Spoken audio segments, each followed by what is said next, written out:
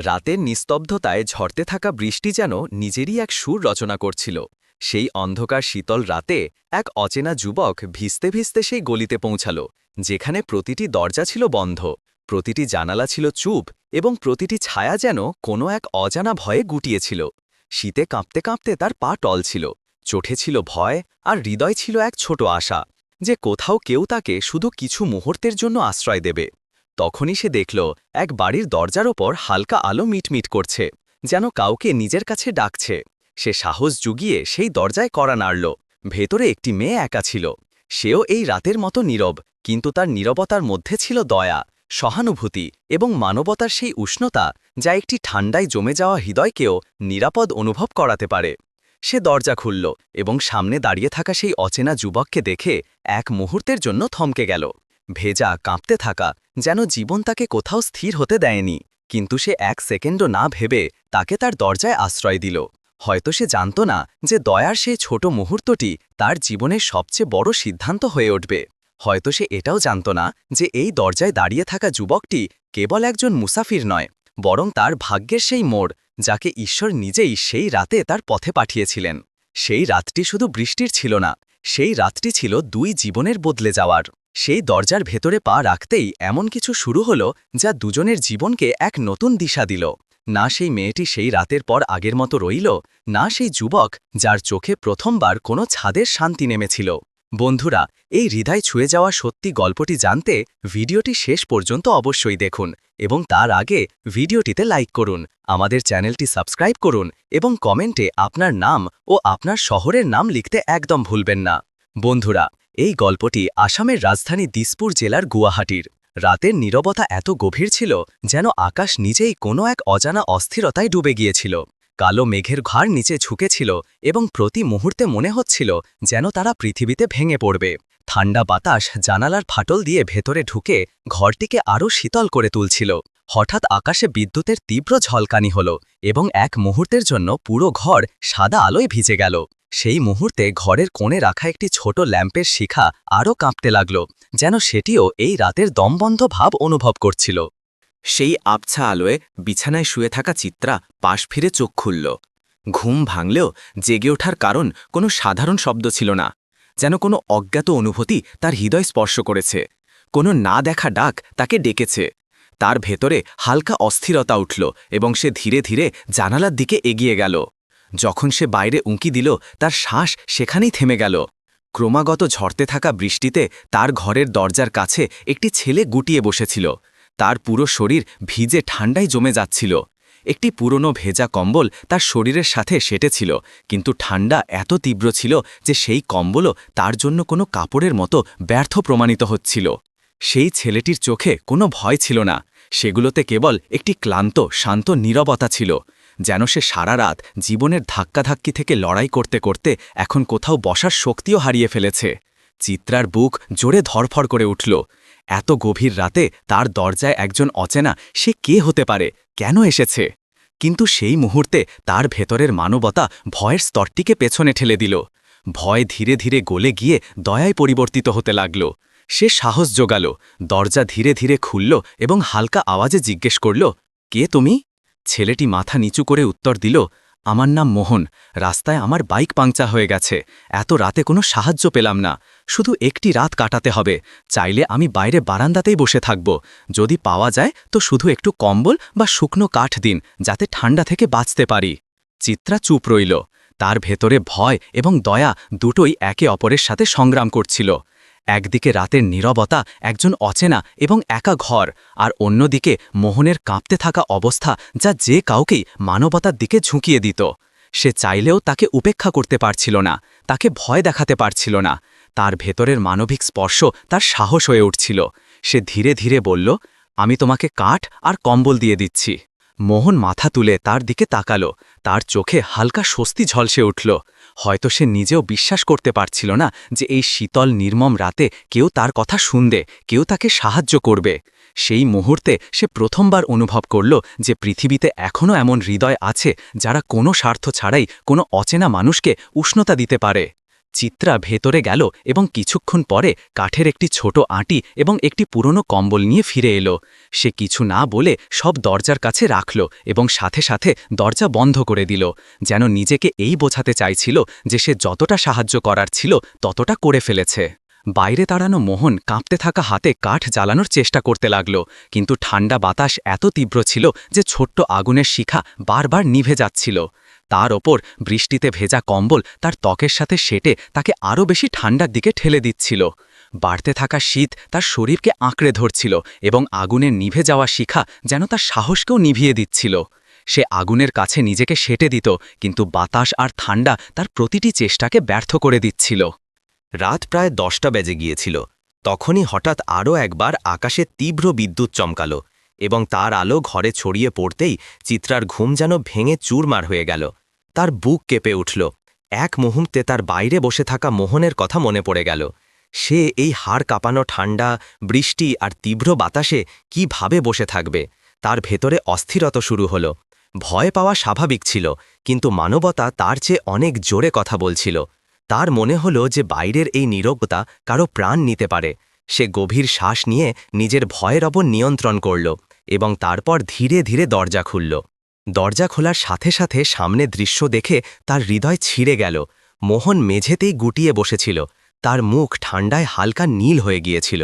দাঁত ক্রমাগত বাজছিল এবং তার শরীর ভেজা কম্বলের সাথে অনিয়ন্ত্রিতভাবে কাঁপছিল। এই দৃশ্য দেখে চিত্রার চোখ ভিজে গেল। তার ভেতরের দয়া কোনো নিয়ম মানছিল না। সে এক মুহূর্ত নষ্ট না করে বলল, ভেতরে এসো, নয়তো সত্যি অসুস্থ হয়ে পড়বে।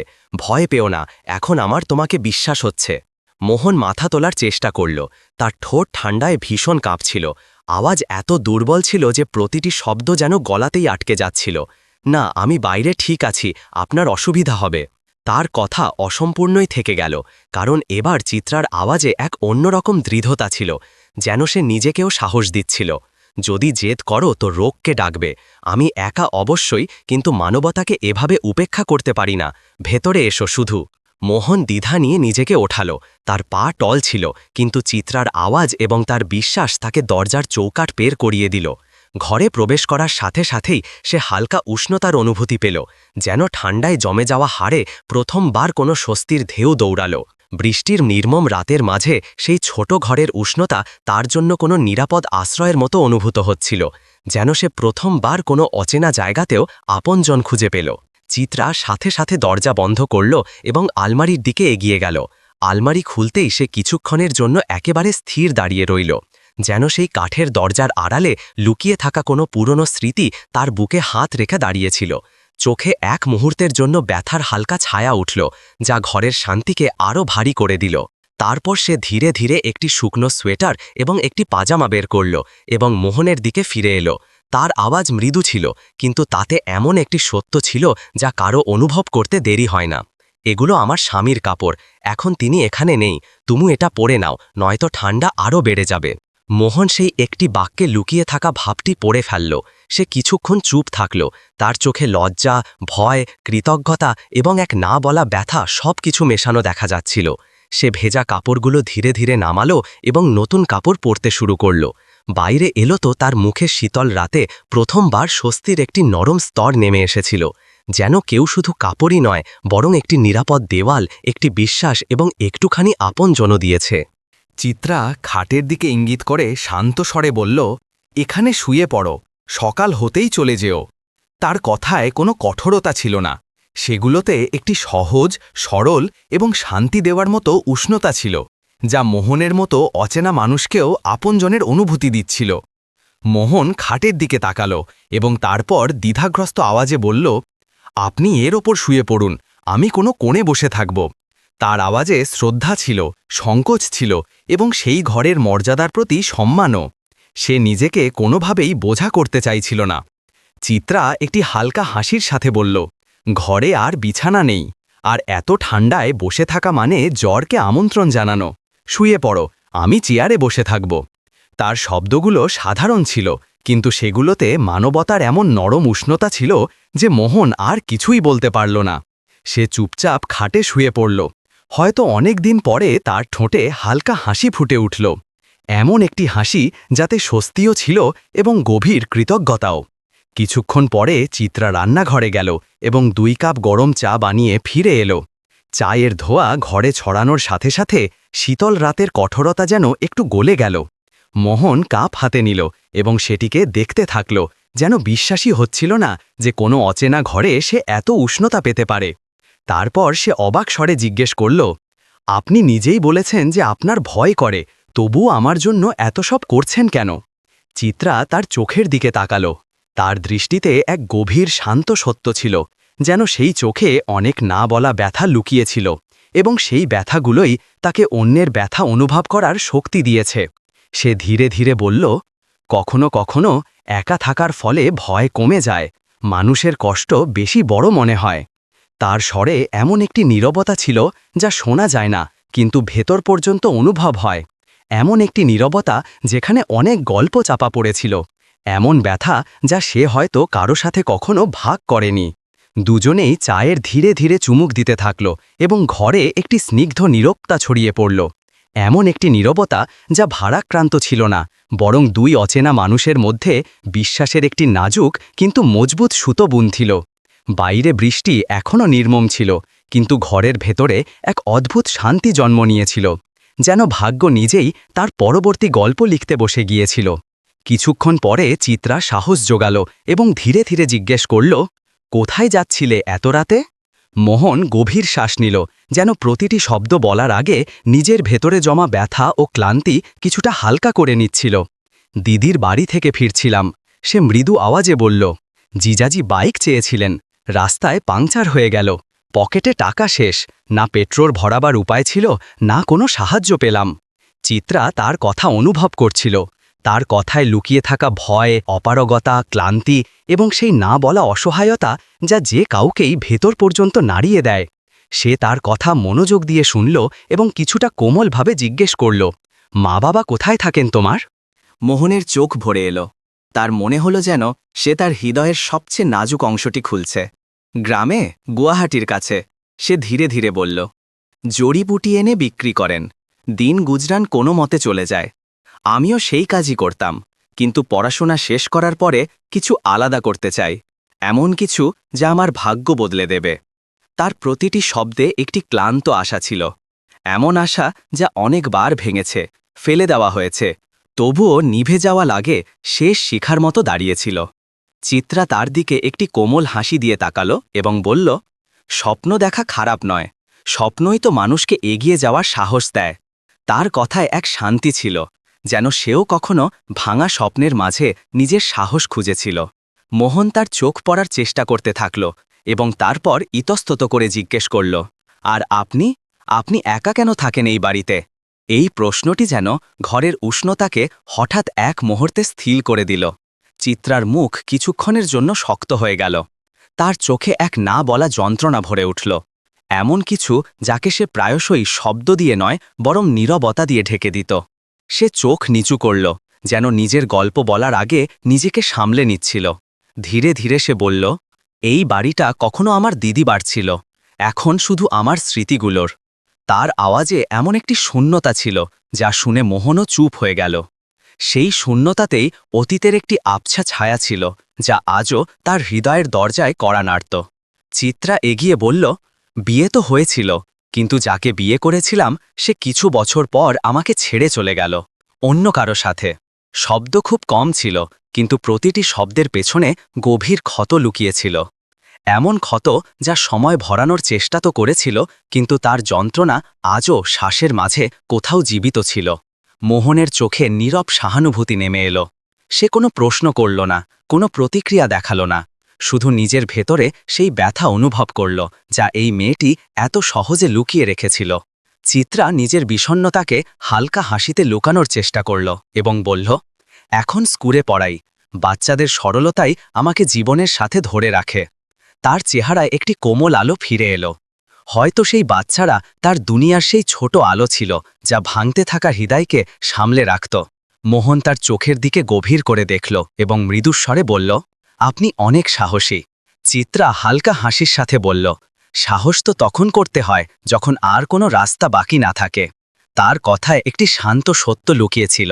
জীবন তাকে বাধ্য করেছিল যে সে শক্তিশালী হবে, ভেতরে যতই ভাঙন থাকুক না কেন। ঘরে এখন শীতের ঠান্ডা কমে গিয়েছিল এবং অনুভূতির উষ্ণতা বাড়তে শুরু করেছিল। বাইরে বৃষ্টি এখনও অবিরাম ঝরছিল, কিন্তু ভেতরে দুই অচেনা মানুষের মধ্যেকার দেওয়াল যেন বৃষ্টির ফোঁটার সাথে ধীরে ধীরে গলে যাচ্ছিল। এই রাতটি শুধু বৃষ্টির ছিল না, এইটা ছিল ভরসার প্রথম রাত। সেই রাত যখন দুই অচেনা হৃদয়ের মধ্যে এমন একটি সম্পর্ক জন্ম নিতে শুরু করেছিল যাকে ভাগ্য নিজেই হয়তো অনেক আগে লিখে রেখেছিল। মোহন ধীরে ধীরে তার মাথা উপরে ওঠাল, যেন সে প্রথমবার কারো সামনে নিজের ভেতরের আগুন এবং নিজের ভেতরের ভাঙন পুরোপুরি তুলে ধরতে পারছিল। চিত্রার চোখে আর্দ্রতা ছিল, কিন্তু সেই আর্দ্রতার পেছনে এক শান্তিও ছিল। অনেক সময় পর কেউ তাকে বোঝার চেষ্টা করছিল, কোনো প্রশ্ন ছাড়া, কোনো সন্দেহ ছাড়া, কোনো বোঝা ছাড়া।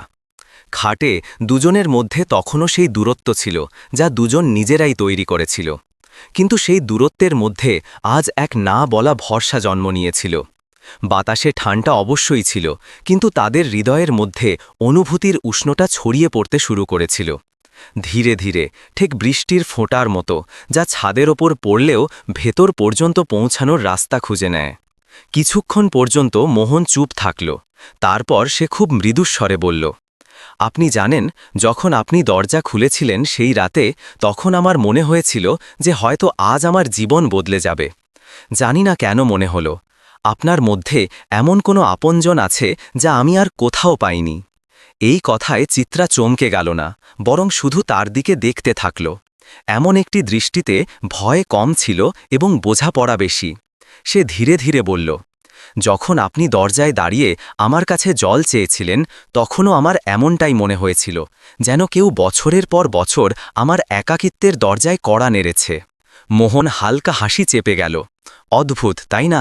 দুজন মানুষ একেবারে অচেনা, এক রাতেই একে অপরের কত কাছে চলে আসে। বাইরে হঠাৎ বিদ্যুৎ চমকালো, তার আলোয় কিছুক্ষণের জন্য দুজনের মুখ দেখা গেল। দুটি মুখ যারা অনেক কষ্ট সহ্য করেছিল, কিন্তু সেই সময় দুজনের ভেতরেই আশার হালকা শিখা জ্বলে উঠেছিল। চিত্রা নিজেকে কিছুটা সামলে নিয়ে বলল, দেখুন, আমি সম্পর্কে তাড়াতাড়ি বিশ্বাস করি না, কারণ যখন একবার হৃদয় ভেঙে যায় না, তখন প্রতিটি পদক্ষেপে ভয় লাগে।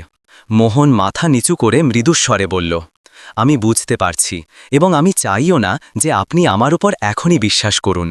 শুধু এটুকু চাই যে আপনার জীবনে যদি কোনো রূপে আমি একটু আলো হতে পারি, তবে আমার খুশি হবে। এই কথা শুনে চিত্রার শ্বাস এক মুহূর্তের জন্য থেমে গেল। সে কখনো এটা ভাবেনি যে কোনো রাতে একজন অচেনা যুবক তার হৃদয়ের দেওয়ালে এত সহজে কড়া নাড়বে। কিছুক্ষণ দুজন চুপ রইল, শুধু বৃষ্টির আওয়াজ ঘরে প্রতিধ্বনিত হচ্ছিল। তারপর চিত্রা ধীরে ধীরে বলল, মোহন, তোমার জায়গায় যদি অন্য কেউ হতো, তো হয়তো আজও আমি কাউকে নিজের ঘরে আসতে দিতাম না, কিন্তু তুমি না জানি কিভাবে তোমার সততা দিয়ে আমার ভয় কমিয়ে দিলে। মোহনের চোখ জ্বলে উঠল। আপনি আমাকে বিশ্বাস করলেন, শুধু সেটাই আমার জন্য অনেক। ঘরে এমন একটি নীরবতা ছেয়ে গেল যা অস্বস্তিকর ছিল না, বরং অত্যন্ত শান্তি দেওয়ার মতো ছিল। যেন দুটি হৃদয়ের মধ্যে কোনো না বলা চুক্তি হয়ে গিয়েছিল। একটি চুক্তি যাতে না কোনো চাপ ছিল, না কোনো আশা, শুধু একে অপরের ব্যথা বোঝার ইচ্ছা ছিল। চিত্রা তার চাদরের কিনারাটা একটু টেনে মোহনের দিকে বাড়িয়ে দিল। যদি ঠান্ডা লাগে তো এটি মুড়ি দিও, রাত এখনো লম্বা। মোহন চাদর স্পর্শ করল না, শুধু হালকা হেসে বলল, আপনার লাগবে, আপনি রাখুন। এই কথা অন্য কেউ বললে হয়তো স্বাভাবিক লাগত, কিন্তু সেই মুহূর্তে তার প্রতিটি শব্দে এত সততা ছিল যে চিত্রার হৃদয় হালকা কেঁপে উঠল। সে ধীরে ধীরে বলল, তুমি খুব আলাদা মোহন, খুব আলাদা। মোহন তার চোখের দিকে তাকিয়ে বলল, হয়তো তাই, কারণ আপনার মতো মানবতা আমি কোথাও দেখিনি। চিত্রার চোখের পলকে জমে থাকা আর্দ্রতা এখন শুকিয়ে যেতে শুরু করেছিল। তার চোখে প্রথমবার একটি প্রশ্ন ঝলসে উঠল, এই রাতটি কি সত্যিই তার জীবনের থমকে থাকা গল্পের নতুন অধ্যায় হতে পারে? বাইরে বৃষ্টি থামতে শুরু করেছিল, কিন্তু ভেতরে দুটি হৃদয়ের স্পন্দন এক নতুন বৃষ্টির শুরু করছিল। এমন একটি বৃষ্টি যেখানে ব্যথা ধুয়ে যায় এবং বিশ্বাস জন্ম নেয়। ঘরের আবছা আলোয় বসে থাকা দুজন নিজেরাই অনুভব করল না যে কখন রাত তাদের সাথে কথা বলতে শুরু করল এবং কখন তাদের শব্দ একে অপরের নীরবতা পূরণ করতে লাগল। মোহনের চোখে তখনও সেই কোমল সহানুভূতি ছিল, এমন একটি সহানুভূতি যাতে কোনো বোঝা ছিল না, কোনো প্রত্যাশা ছিল না, শুধু এক না বলা বোঝাপড়া যা কোনো আওয়াজ না করে কোনো ভাঙা হৃদয়কে অবলম্বন দিয়ে দেয়।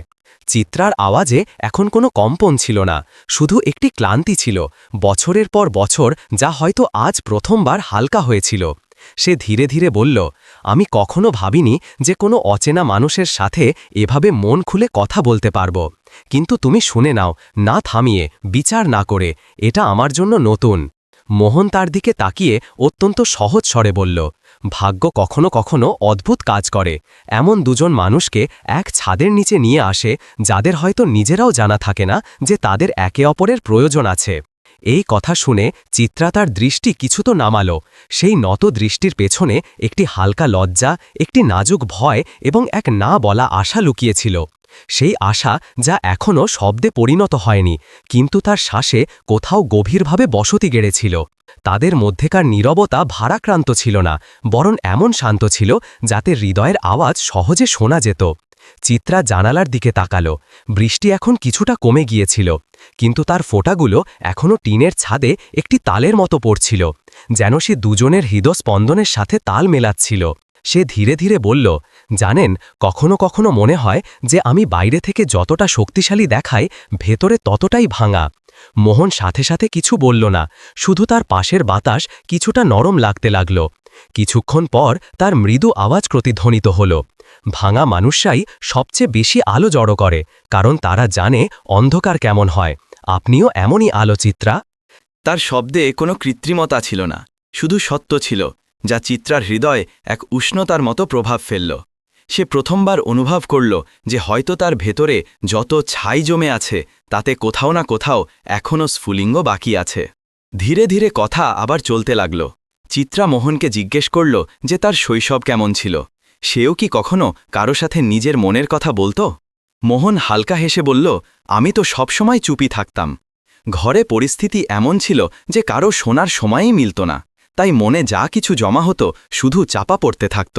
চিত্রা তার চোখে উঁকি মেরে বলল, আর আজ এখনও সব চেপে রাখো। মোহন একটি লম্বা শ্বাস নিল। আজ হয়তো না, আজ প্রথমবার মনে হচ্ছে যে মনে যা আছে তা বলতে পারি, হয়তো এই কারণে যে প্রথমবার কেউ সত্যিই শুনছে। তার এই কথা চিত্রাকে কোথাও গভীরে ছুঁয়ে গেল। সে হাসল, এমন একটি হাসি যা বছরের পর বছরের নীরবতা থেকে বেরিয়ে এসেছিল, এবং মোহনের হৃদয়ে একটি অদ্ভুত প্রতিধ্বনি থেড়ে গেল। ঘরে না কোনো বিবাদ ছিল, না কোনো প্রশ্নের বোঝা, শুধু দুজন মানুষ ছিল যারা নিজেদের কষ্টের স্তরগুলো খুলতে যাচ্ছিল, এবং সেই স্তরগুলোর নিচে লুকিয়ে থাকা নরম অংশগুলোকে একে অপরের সামনে আসতে দিচ্ছিল। সময় যেন থেমে গিয়েছিল, বা হয়তো চলছিল কিন্তু খুব ধীরে, এত ধীরে যে প্রতিটি মুহূর্ত দুজনের হৃদয়ে এক নতুন আর্দ্রতা ছেড়ে যাচ্ছিল, এমন একটি আর্দ্রতা যাতে ব্যথাও ছিল এবং নতুন শুরুর সুবাসও। বৃষ্টি এখনও বাইরে পড়ছিল, কিন্তু ঘরের ভেতরে দুজনের মধ্যে যে সম্পর্ক তৈরি হচ্ছিল তার ফোঁটাগুলো অনেক বেশি নরম, বেশি উষ্ণ এবং বেশি গভীর ছিল। এবং এই বৃষ্টির সুরে তারা দুজন না বলেও এই বুঝতে পারছিল যে এই রাতটি শুধু তাদের ব্যথা ভাগ করে নেওয়ার রাত নয়, এইটা এক নতুন গল্পের প্রথম নিঃশ্বাস। রাতের শেষ কখন হলো এবং সকালের শুরু কখন হলো তার অনুভূতি না চিত্রার ছিল না মোহনের, যেন সময় নিজেই তাদের জন্য থেমে তাদের এক না বলা গল্পে মিশে যাওয়ার সুযোগ দিচ্ছিল। কিন্তু যখন সূর্যের প্রথম সোনালি আলো জানালা দিয়ে ভেতরে এলো, তখন তা ঘরের প্রতিটি কোণকে আলো দিচ্ছিল না, তা তাদের দুজনের মুখে নেমে আসা রাতের কোমলতাকেও আলোকিত করছিল। চিত্রা ধীরে ধীরে উঠল এবং সেই স্বাভাবিকতা নিয়ে চা বানাতে চলে গেল, যেন এটি রোজকার একটি ছোট কাজ। উনুন থেকে ওটা ধোঁয়া, কাপের হালকা আওয়াজ এবং তার পদক্ষেপে সেই শান্ত আপনজন ছিল যা অজান্তে কাউকে ঘরের অনুভূতি দিয়ে দেয়। মোহন চায়ের কাপ হাতে নিল, একটি লম্বা চুমুক দিল, এবং সেই উষ্ণতা যেন তার ভেতর পর্যন্ত এক শেষ শান্তি পৌঁছে দিল। সে কোমলভাবে হেসে বলল, এবার আমার যাওয়া উচিত, কেউ দেখে নিলে আপনার সম্পর্কে ভুল কথা বানাবে। তার কথা সরল ছিল, কিন্তু তাতে এমন একটি দায়িত্ববোধ ছিল যা চিত্রাকে অনিচ্ছাকৃতভাবে ভেতর থেকে ছুঁয়ে গেল। সে চা রাখতে রাখতে বলল, এ তো সকালে কোথায় যাবে, পাংচারের দোকানও তো এখন বন্ধ থাকবে। তার সুরে কোনো অনুরোধ ছিল না, তবে সেই চিন্তা অজান্তে তার চোখে নেমে এসেছিল। যেন সে নিজেও চাইছিল না যে এই মুহূর্তটি এত তাড়াতাড়ি শেষ হয়ে যাক। মোহন দরজা পর্যন্ত পৌঁছাল, কিন্তু বাইরে যাওয়ার আগে সে থেমে গেল। সেই থামার মধ্যে একটি দ্বিধা ছিল, একটি চাওয়া ছিল এবং হয়তো একটি না বলা আশাও। সে মৃদু আওয়াজে বলল, একটি সাহায্য করতে পারো? পাংচার ঠিক করানোর জন্য 50 টাকা দরকার, ফিরে আসব, সত্যি। চিত্রা শুধু তাকে দেখছিল, তারপর যেন তার ভেতর থেকে কোনো পুরনো ভয়, পুরনো সংকোচ নিজেই সরে গেল। সে ভেতরে গেল, টাকা নিয়ে এলো এবং মোহনের দিকে এগিয়ে দিল। তার হাতের তালুতে রেখে দিল। তার স্পর্শে কোনো ঝগড়া, কোনো সন্দেহ ছিল না, শুধু একটি বিশ্বাস ছিল। এমন একটি বিশ্বাস যা সে সাধারণত কোনো অচেনা মানুষকে দিত না, কিন্তু আজ সে দিয়ে দিল। এটাও জিজ্ঞেস করার কথা, সে হেসে বলল। আর সেই হাসিতে বছরের পর বছর ধরে চাপা থাকা একটি কোমলতা তার সম্পূর্ণ সত্যতার সাথে বাইরে ঝলকে উঠল। মোহন তার চোখের দিকে গভীর করে তাকাল, সম্ভবত প্রথমবার এত স্পষ্ট, এত খোলাখুলিভাবে। তারপর তার ঠোঁট থেকে এমন কিছু বের হল যা সে নিজেও বলার ইচ্ছে রাখত না, কিন্তু তার হৃদয় তাকে বলতে বাধ্য করল। আমি ফিরব, টাকা দিতে নয়, কিছু মুহূর্ত চুরি করতে। চিত্রা কিছু বলল না, কিন্তু তার চোখে যে হালকা নরম দ্যুতি উঠল তা যে কোনো শব্দের চেয়ে বেশি কিছু বলে দিল। সেই দ্যুতি বলছিল যে এই বিদায় শুধু কিছু ঘন্টার জন্য নয়, এটা হলো এমন একটি সম্পর্কের শুরু যাকে তারা দুজন এখনও নাম দেয়নি, কিন্তু দুজনেই অনুভব করছিল। মোহন বাইরে বেরিয়ে এলো। রাস্তায় বৃষ্টি এখনও টাটকা ছিল, বাতাসে রাতের আর্দ্রতা বাকি ছিল। সে বাইকের দিকে এগিয়ে গেল এবং যেই সে রাস্তায় নামল, বাতাস তার চারপাশে এক নতুন সকালের সুবাস ছড়িয়ে দিতে লাগল। কিন্তু চিত্রার ঘরে তার আওয়াজ, তার হাসি, তার সরলতা, তার শব্দ, সব যেন দেওয়ালে, বাতাসে তার হৃদয়ে কোথাও থমকে গেল। যেন সে যায়নি, যেন তার উপস্থিতি সেখানেই রয়ে গেল, সেই ছোট ঘরের প্রতিটি শ্বাসে, প্রতিটি কোণে, প্রতিটি স্পন্দনে। আর এইভাবে তাদের দুজনের না বলা গল্পের প্রথম অধ্যায় এক নতুন দিনের আলোয় চুপচাপ নথিভুক্ত হয়ে গেল। মোহন গ্রামে তো ফিরে এসেছিল, কিন্তু তার মন যেন সেখানেই আটকে ছিল, চিত্রার ছোট ঘরে, সেই বৃষ্টির রাতে, সেই না বলা আপনজনে। কিন্তু ঘরের চৌকাঠে পা রাখতেই সে অনুভব করল যে এখানেও অনেক কিছু তার জন্য অপেক্ষা করছিল। যখন সে বাড়ি পৌঁছাল, পরিবেশ কিছুটা অন্যরকম ছিল, যেন বাতাসে কোনো এক অজানা চিন্তার চাপ ছিল। তার মা দরজায় দাঁড়িয়েছিল, চোখে এমন অস্থিরতা যেন তাদের ছেলে নয়, তাদের কোনো অংশ দেরি করে বাড়ি ফিরছিল। বাবার নীরবতা আরও গভীর ছিল, তাদের চোখে সেই না বলা প্রশ্ন ভাসছিল, কোথায় ছিলি এত রাতে? মোহন ভেতরে এসেই মাকে দেখল এবং সে কিছু না বলে শুধু তাকে বুকে জড়িয়ে ধরল। সেই আলিঙ্গন একটি মায়ের ভয়, তার স্নেহ এবং তার স্বস্তি সব একসাথে বলছিল, বাবা, কোথায় রয়ে গিয়েছিলি তুই? আমরা তো ভয় পেয়ে গিয়েছিলাম। তার আওয়াজ হয়তো কাঁপছিল, কিন্তু তাতে যে আপনজন ছিল তা মোহনের ঠান্ডায় জমে যাওয়া মনকে গলানোর জন্য যথেষ্ট ছিল। মোহন ধীরে ধীরে সব বলল, ঝড়তে থাকা রাত, পাংচার হওয়া বাইক, পকেটে শেষ হয়ে আসা টাকা, ঠান্ডায় কাঁপতে থাকা তার শরীর, এবং তারপর সেই অচেনা মহিলার সাহায্য। চিত্রার উল্লেখ আসতেই তার আওয়াজে এক অজানা কোমলতা নেমে এলো, যা সে নিজেও বুঝতে পারছিল না। মা কথা শুনল, তারপর যেন বন্ধ থাকা শ্বাস ছাড়ল। তার চোখে স্বস্তি ছিল, কিন্তু অভিজ্ঞতার সত্যতাও। বাবা, দুনিয়াতে সবাই খারাপ হয় না। ঈশ্বর ভালো মানুষদের সাথে মিলিয়ে আমাদের সামলে রাখেন, কিন্তু কারো ওপর চোখ বুঝে ভরসা করা উচিত নয়, বুদ্ধিমান হওয়া জরুরি। মোহন মাথা ঝাঁকাল, কিন্তু তার হৃদয়ে অন্য কোথাও আটকে ছিল। তার দৃষ্টি ঘরের দেওয়ালে ছিল, কিন্তু মন সেই ছোট ঘরে, যেখানে একজন মহিলা তাকে প্রশ্ন না পড়ে, ভয় না পেয়ে রাতভর আশ্রয় দিয়েছিলেন। যেখানে চায়ের ধোঁয়ায় কোনো অচেনা মনোভাবের নয়, কোনো না বলা আপনজনের সুবাস ছিল। যেখানে তার জীবন এক রাতে বদলে যেতে শুরু করেছিল, তাকে না জিজ্ঞাসা করেই। 3 দিন পর্যন্ত সে এভাবেই অস্থির রইল। কখনো চোখ বন্ধ করলে চিত্রার মুখ সামনে চলে আসত, কখনো মাঠের হাওয়ায় সে বৃষ্টির সেই সুবাস অনুভব করত, কখনো বই খুললে মনে হতো তার আওয়াজ শব্দের মাঝখান থেকে বেরিয়ে তাকে ডাকছে। সে নিজেকে বোঝানোর অনেক চেষ্টা করল, কিন্তু হৃদয় অন্য কোথাও থমকে গিয়েছিল। চতুর্থ দিন সন্ধ্যা নামার সাথে সাথে শেষমেশ সে ঠিক করে নিল, সে আবার সেখানে যাবে।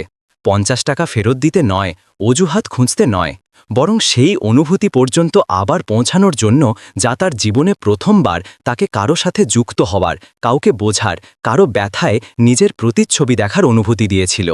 এবং হয়তো সে এটা জানতে চাইছিল যে যা কিছু সে অনুভব করেছিল তা কি শুধু এক রাতের কোমলতা ছিল, নাকি তার ভাগ্যের সেই মোড় যাকে ঈশ্বর চুপচাপ তার রাস্তায় রেখে দিয়েছিলেন।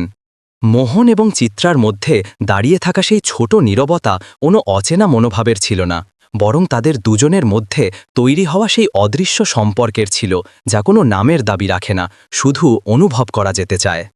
চিত্রা ধীরে ধীরে নোটগুলো তার আঙুলে চেপে ধরল, যেন সেগুলো কেবল কাগজের দুটি টুকরো নয়, বরং কারো হৃৎস্পন্দনের প্রমাণ।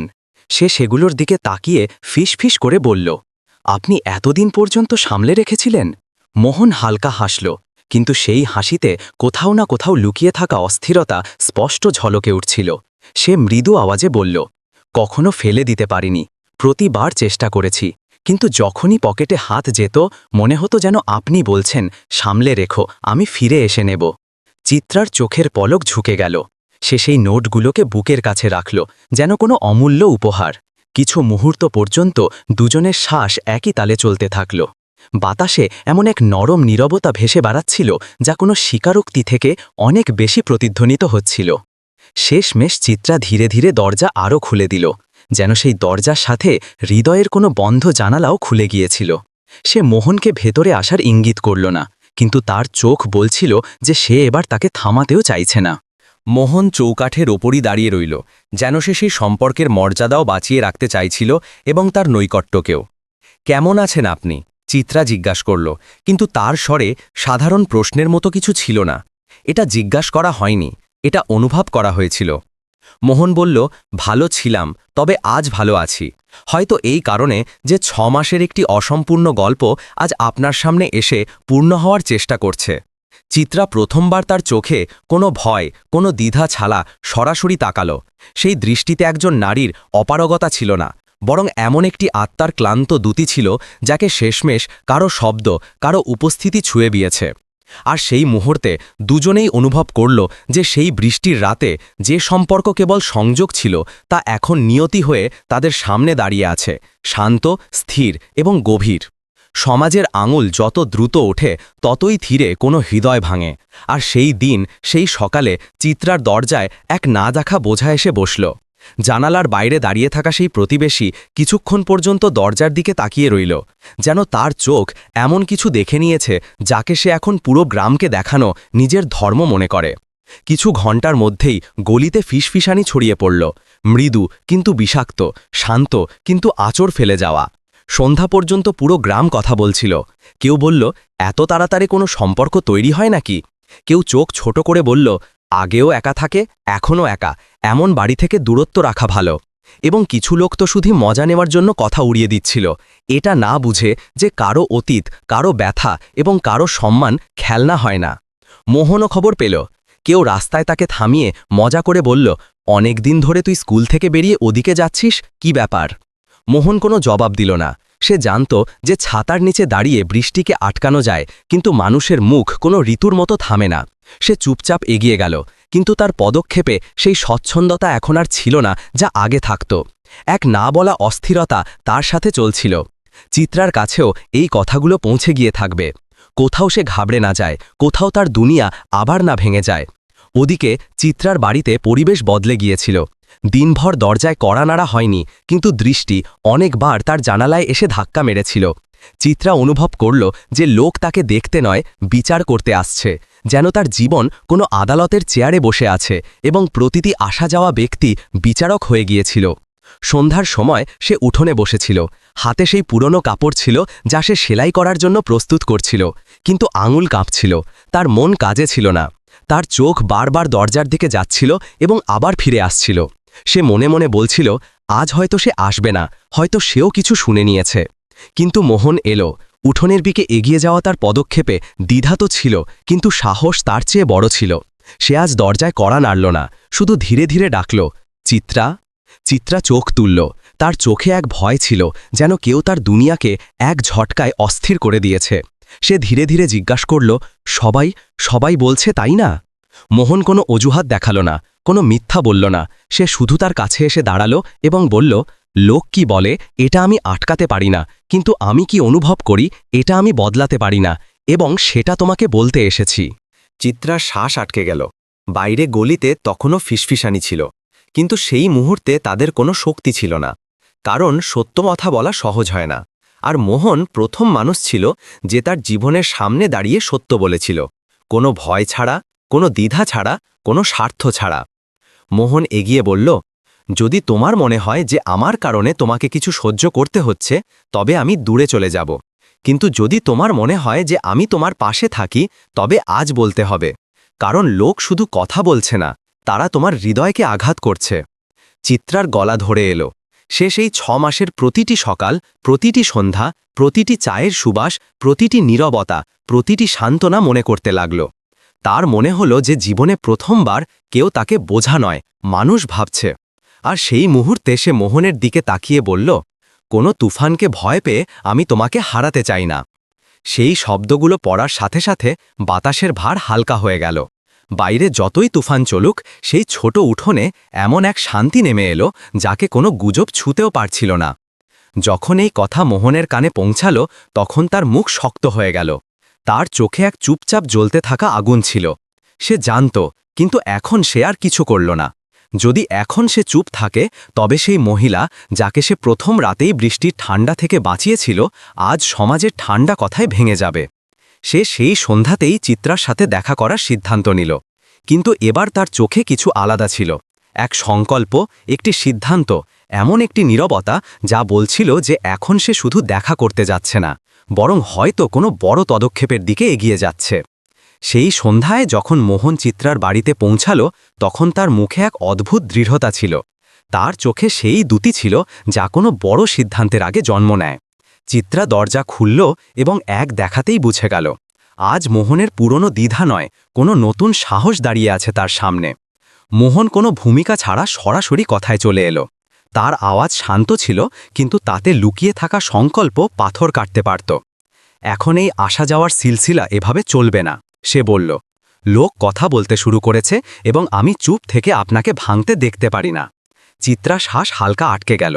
সে এক ধাপ পেছনে সরল, চোখের পাতা নামালো এবং খুব ধীরে জিজ্ঞাসা করল, তো তারপর? মোহন তার চোখের দিকে গভীর করে তাকালো। সেই দৃষ্টি কোনো মিথ্যা লুকাতে পারছিল না। কেননা আমরা দুজন এই সম্পর্ককে একটি নাম দিয়ে দেই। সে থামল এবং তারপর সম্পূর্ণ সম্মান ও স্পষ্টতার সাথে বলল, বিয়ের নাম। চিত্রার ঠোঁট কাঁপতে উঠল। তার চোখে হঠাৎ ধোঁয়াশা ভরে এলো। তার হৃদয় যেন এক মুহূর্তের জন্য থেমে গেল। সে মাথা নিচু করল, যেন নিজের ভেতরে চলতে থাকা তুফানকে সামলাচ্ছে। ধীরে ধীরে বলল, তোমার মা বাবা কি আমাকে স্বীকার করবেন? আমি তোমার চেয়ে বয়সে বড়, তালাক প্রাপ্তা এবং একা। তার আওয়াজে ভয় ছিল না, শুধু সেই সত্য ছিল যার বোঝা সে বছরের পর বছর ধরে বহন করছিল। মোহন এক মুহূর্ত না হারিয়ে তার হাত ধরে নিল। তার ধরে রাখার মধ্যে কোনো যুবকের অস্থিরতা ছিল না, বরং একজন পুরুষের ভরসা, একজন সঙ্গীর স্থিরতা এবং একজন মানুষের সত্যতা ছিল। আমি সব বলে দিয়েছি এবং তারা শুধু একটি কথাই বলেছেন, যদি তুই খুশি থাকিস তবে আমরাও খুশি। চিত্রার চোখ থেকে জল গড়িয়ে পড়ল, কিন্তু এই জল সেই পুরনো ব্যথার ছিল না যা তাকে বছরের পর বছর ধরে খেয়ে যাচ্ছিল। এই জল কোনো গভীর শান্তির ছিল, যেন জীবনের লম্বা রাতের পর প্রথমবার ভোরের রোদ ছুঁয়ে যায়। সত্যি? সে ফিসফিস করে জিজ্ঞাসা করল, তুমি এই সব করতে পারো? মোহন হাসল, এমন একটি হাসি যাতে প্রতিশ্রুতিও ছিল এবং প্রেমও। যে মানুষটি বৃষ্টির সেই রাতে আমাকে ঠান্ডা থেকে বাঁচিয়েছিল, আমি তাকে সারা জীবন একাকিত্ব থেকে বাঁচাবো। সময় ডানা মেলে উড়ে গেল। কিছু সপ্তাহের মধ্যেই গ্রামের গলিতে হালকা ঢোলের আওয়াজ প্রতিধ্বনিত হতে লাগল। লোক জড়ো হল। কিন্তু এটা কোনো জাঁকজমকপূর্ণ বিয়ে ছিল না। না বড় মণ্ডপ, না ভারী সাজসজ্জা, না খ্যাতির কোলাহল। শুধু সরলতা ছিল, আর সেই সরলতায় লুকিয়েছিল এক গভীর, শান্ত, সত্যিকারের ভালোবাসা। দুইজন মানুষ যাদের জীবন টুকরোগুলোতে ভেঙে দিয়েছিল, আজ একে অপরের অসম্পূর্ণ অংশগুলোকে জুড়তে যাচ্ছিল। গ্রামবাসী দেখতে থাকল। কারো অবাক লাগল, কেউ হেসে মাথা নাড়ল, কেউ মনে মনে দোয়া দিল। আর সেই ছোট ঘরের সামনে, যেখানে এক রাতে বৃষ্টিতে ভেজা মোহন আশ্রয় চাইতে এসেছিল, সেই ঘর থেকেই আজ এক নতুন গল্প শুরু হতে যাচ্ছিল। এমন একটি গল্প যেখানে না বয়স গুরুত্ব রাখত, না অভিজ্ঞতার ক্ষত, না দুনিয়ার কথা। কেবল একটি জিনিস গুরুত্ব রাখত, দুই হৃদয়ের বিনা শর্তে আপনজন। মন্দিরের উঠোনে হালকা বাতাস বইছিল, প্রদীপের শিখা কাঁপছিল এবং তার আলোয় মোহন এবং চিত্রার মুখ কোনো নতুন ভোরের মতো ঝলমল করছিল। 7 পাকে বাধা শুরু হল।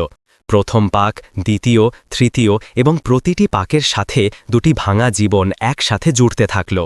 চিত্রার হাত মোহনের হাতে ছিল, সেই হাত যা কখনো ভয়ে কাঁপত, আজ তাতে কোনো দ্বিধা ছিল না।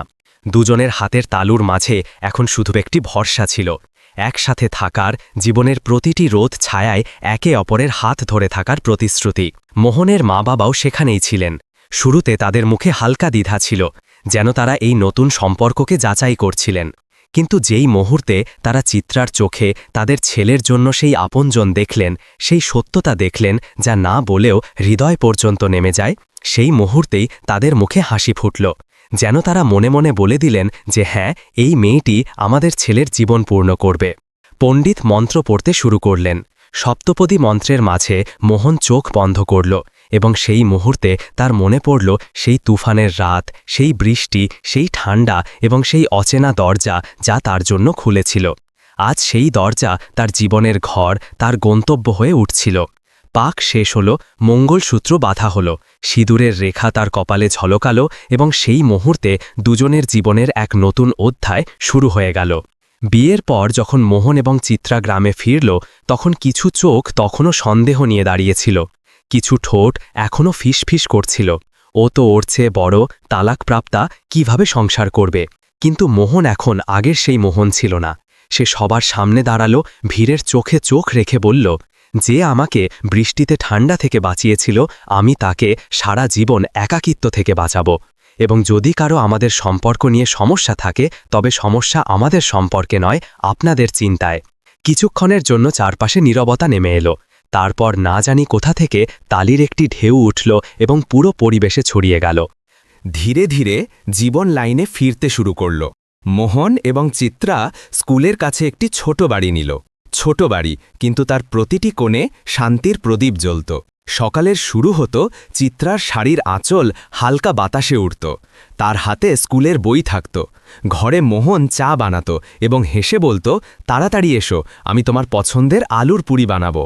সন্ধ্যা আরও মনোরম হতে লাগল। 2 কাপ চা, খোলা জানালা এবং বাইরে বাচ্চাদের হাসি। ধীরে ধীরে এই ছোট ছোট খুশিগুলো তাদের দুনিয়াকে পূর্ণ করে দিল। সময় কাটতে থাকল এবং তারপর একদিন, যেই দিনটিকে হয়তো ভাগ্য নিজেই সোনার অক্ষরে লিখেছিল, চিত্রা এক পুত্র সন্তানের জন্ম দিল। মোহন প্রথমবার ছেলেকে কোলে নিয়ে কেঁদে ফেলল। তার চোখে কোনো দুর্বলতা ছিল না, শুধু সেই খুশি ছিল যা একটি অসম্পূর্ণ জীবনকে হঠাৎ পূর্ণ করে দেয়। চিত্রা বিছানায় শুয়ে হাসছিল, তার চেহারায় সেই শান্তি ছিল যা লম্বা সফরের পর কোনো যাত্রী বাড়ি ফিরে পায়। মোহন তার কপালে হালকা চুমু দিল এবং বলল, এখন সত্যি সব পূর্ণ হয়ে গেল। আর সেই মুহূর্তে সেই ছোট ঘরে 3টি হৃৎস্পন্দনের তালে একটি পূর্ণ পরিবার জন্ম নিয়েছিল। চিত্রা যখন তার নবজাতক শিশুকে প্রথমবার কোলে তুলল, তখন তার চোখ থেকে জল আপনা আপনি গড়িয়ে পড়ল। সেই জল দুঃখের ছিল না, বরং সেই লম্বা সফরের পর পাওয়া স্বস্তির ছিল। যেখানে সে যতটা হারিয়েছিল, এখন তার চেয়ে অনেক বেশি পেয়েছিল। সে মোহনের দিকে তাকালো, সেই দৃষ্টিতে প্রশ্ন নয়, শুধু কৃতজ্ঞতা ছিল। ধীরে ধীরে বলল, এই শিশু নয়, এটা আমাদের ভাগ্যের হাসি। মোহন ছেলেকে কোলে নিল, তার ছোট্ট আঙুলগুলো নিজের আঙুলে অনুভব করল এবং হাসতে হাসতে বলল, হ্যাঁ, এখন আমাদের জীবনের প্রতিটি অপূর্ণতা পূর্ণ হয়ে গেছে। তার আওয়াজে গর্ব ছিল, আপনজন ছিল এবং সেই শান্তি ছিল যা মানুষ কেবল নিজের পরিবারকে দেখে অনুভব করে। দিন যেতে থাকল। মোহন যখন মাঠ থেকে ফিরত এবং উঠোনে তার ছেলেকে মাটিতে খেলতে দেখত, তখন তার চোখে এক অদ্ভুত শান্তি নেমে আসত। তার মনে হতো যেন এই ছোট শিশুটি তার সমস্ত ক্লান্তি, তার সমস্ত ব্যথা চুপচাপ নিজের ভেতরে গুটিয়ে নিয়েছে। আর যখন চিত্রা তার ছেলেকে কোলে বসিয়ে তাকে বই পড়াত, তার ছোট ছোট প্রশ্নে হাসত, তখন তার ভেতরের সেই শূন্যতাও ভরে যেত, যা বছরের পর বছর ধরে তাকে ভেতরে ভেতরে ভাঙছিল।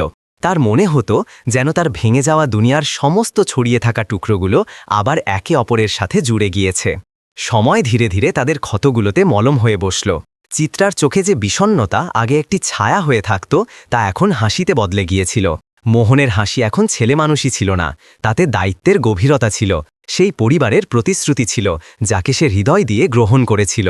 আর আজ যখন দুজন পেছনে ফিরে সেই বৃষ্টির রাতটিকে মনে করে, তখন শুধু একটিই ভাবনা আসে যে যদি সেই রাতে দরজা বন্ধ করে দেয়া হতো, তবে হয়তো জীবনের সমস্ত জানালা চিরতরে বন্ধ হয়ে যেত। কারণ সেই রাত, সেই বৃষ্টি, সেই কড়া নাড়া তাদের জীবনের সবচেয়ে বড় দোয়া ছিল। সেই দুজন ভাঙা হৃদয়কে মেলালো, দুটি একা রাস্তাকে একটি গন্তব্য দিল এবং দুটি জীবনকে একটি সুন্দর গল্পে বদলে দিল। আর বন্ধু, এই গল্প শুধু মোহন আর চিত্রার নয়, এই গল্প হলো মানবতার, ভরসার, করুণার। এইটা শেখায় যে কোনো মানুষের মূল্য তার বয়স, তার পরিস্থিতি বা সমাজের তৈরি করা সীমা দিয়ে নির্ধারিত হয় না। মানুষের মূল্য নির্ধারণ করে তার মানবতা, তার নিয়ত এবং তার বুদ্ধিমত্তা।